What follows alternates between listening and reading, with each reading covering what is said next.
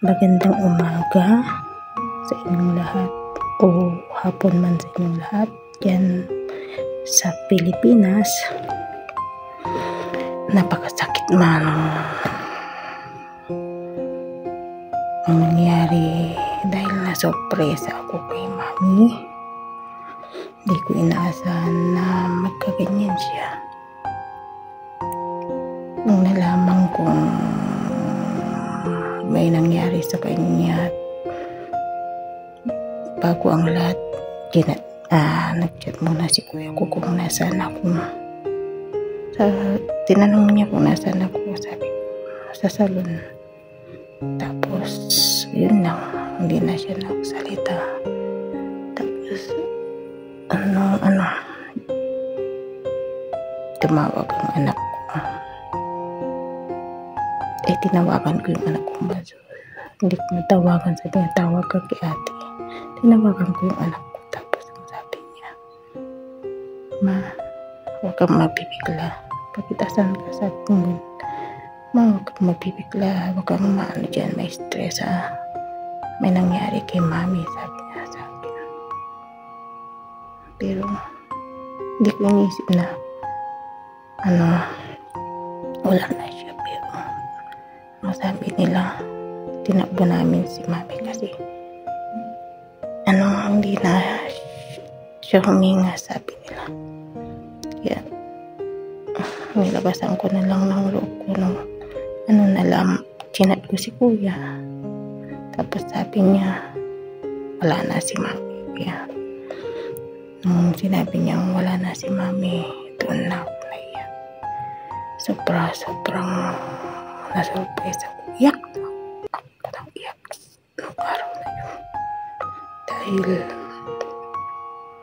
lagi niya akong tinatanong sa lahat ng okasyon, Christmas,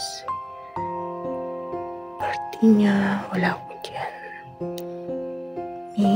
Alam ko, malaki yung mga panahon na na-miss na wala ako dyan sa inyo. Pero alam ng Panginoon yan na gusto ko talagang makasama kayo, pero ang hirap ng buhay ngayon. Maraming salamat dahil naiintindihan mo ako lagi. Maraming salamat dahil mahal mo ko kahit parati mo sinasabi pag nakakausap kita na ingat ka parati dyan na parati kitang pinipray sa Panginoon na sana safety ka lagi, sabi ko.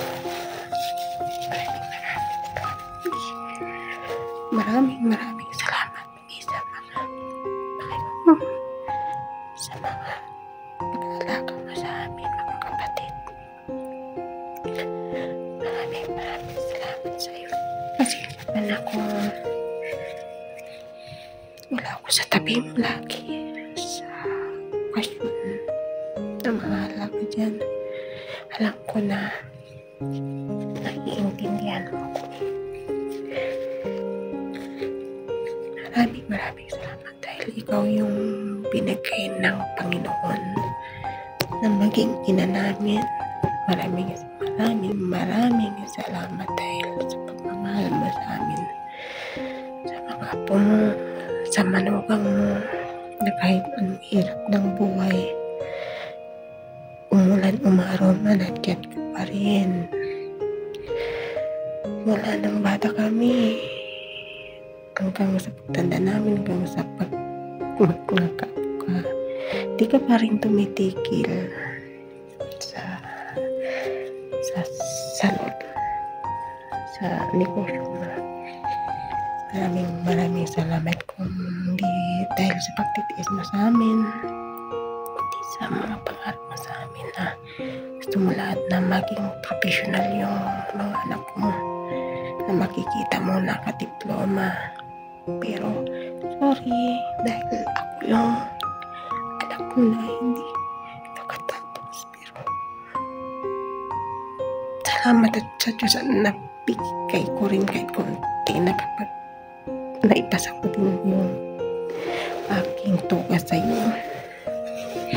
Dahil ayun ang alam ko na gusto mo pangarap sa akin. Pasensya ka na dahil hirap ang buhay natin. Pasensya ka na dahil hanggang dyan lang yung may panasabi. Pero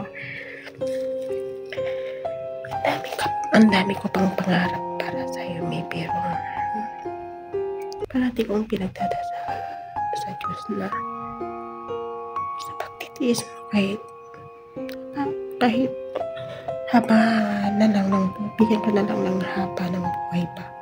Baka yung mga good deeds mong ginawa sa amin ng bata, sakripisyo mo, sinabi ko na lang na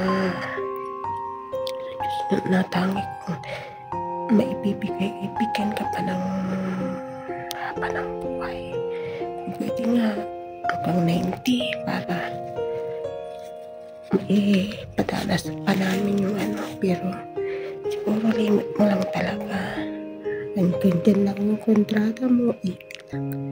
Pero at least kahit man, maraming salamat pa rin. Pasensya ka na, May. Dahil sa hindi kami pinalad ng sobrang gandang buhay. Pero alam mo naman na okay, nag-aaway naman kami, nagkakandapan ng kapatid, pero hindi katulad ng iba dyan, mga anak ng mga ibang magkakapatid na sobra sila mag-aaway.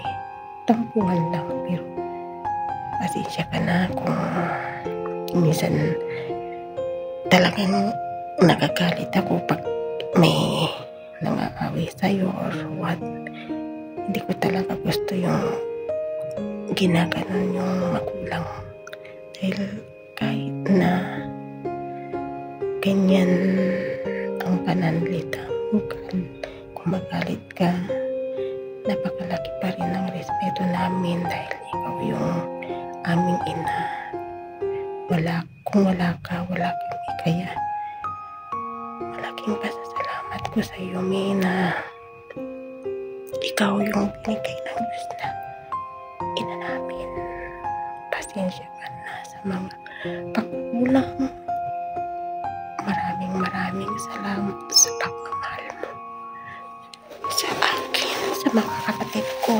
Salamat sa pag-intindi mo sa mga manugang mo. Pasensya ka na kung nagalit ka sa akin. Tagtag ka sa akin. Pasensya ka na. May inararota ka mo, May. Inararota ka, May. Kami miss ka. Alam ko'y perfecting para nasurpresa takata maligiligdak na lakap mo ya masyari akis siya nakamiss mo. Pero ang gano'n undan na kapay ko nagis, pinapalakas ko yung loob ko para si katapian. Akala mo makapay para siya, pero salamat ipalag wala mo man utang kalawat para kapiyahan life. Sana alam ko maging na masaya ka na dyan kasama yung asawa mo, kasama si Daddy, si Gigi, tapos si Kuya. Buong pamilya na kayo dyan. May mag-aalaga na sa anak ko, may mag-aalaga na kay Daddy. Kaya andyan na kayo, i-pray nyo kami dito na naiwan nyo na sana maging maganda pa yung pagsasama namin magkapatid haba na pa ng buhay namin, at i-guide mo kami sa lahat-lahat. I-pray mo kami.